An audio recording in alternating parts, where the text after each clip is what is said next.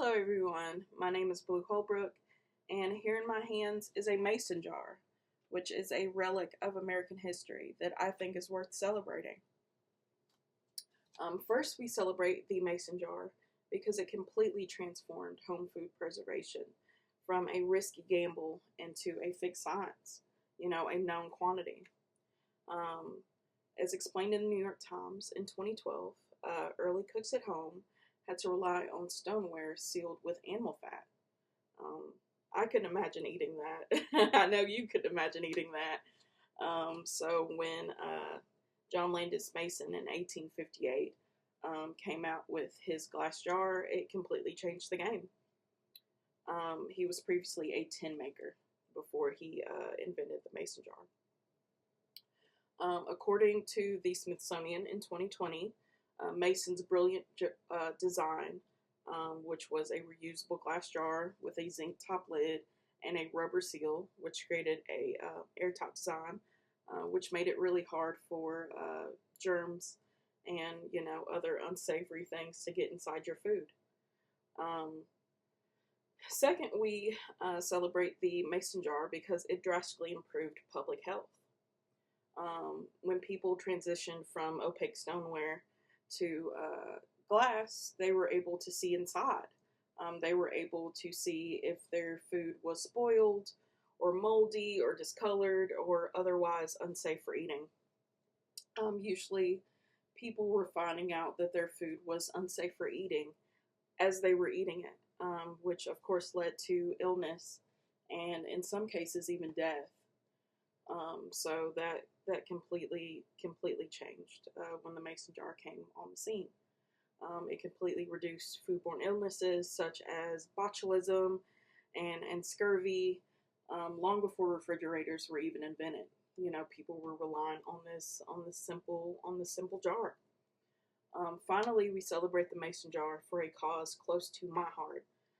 It stands as a symbol of self-reliance in places like here in Appalachia. I'm a canner myself. This is a mason jar, and I've got some blueberry preserves in there. And right here is some apple butter. I can every year. I'm big on jam. I'm a big toast girl. Usually have toast every day for breakfast, and I can enough to get me through the year. Because I absolutely hate the taste of store-bought jam. It's gross. And I'm really big on it, very passionate about it. According to AppalachianHistory.com in 2024, mountain homesteads relied heavily on root cellars stocked with things like fruits and vegetables and pickled goods. It's currently canning season here in Appalachia, and it is very hard to find vinegar in the stores. I've had a heck of a time to find vinegar in the stores. And one of the things that I love making is sauerkraut.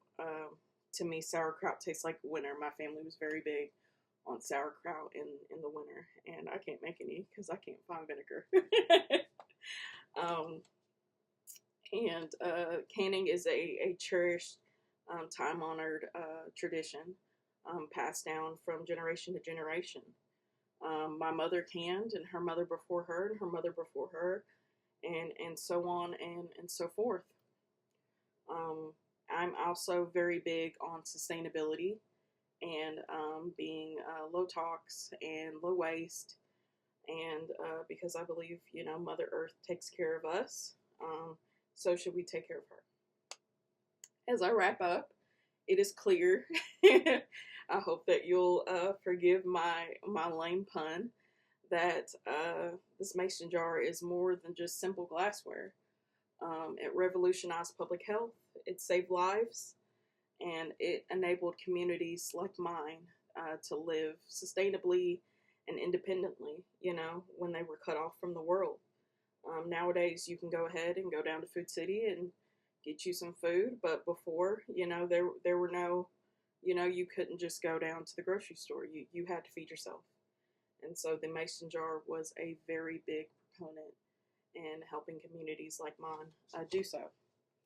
Um, so the next time you're holding a mason jar or you see a mason jar, whether that is at a wedding where it's a trendy centerpiece, or whether that's at a coffee shop, remember that you are holding a 160-year-old piece of American history. Thank you for watching, and I'm excited to see everyone else's presentations. Bye.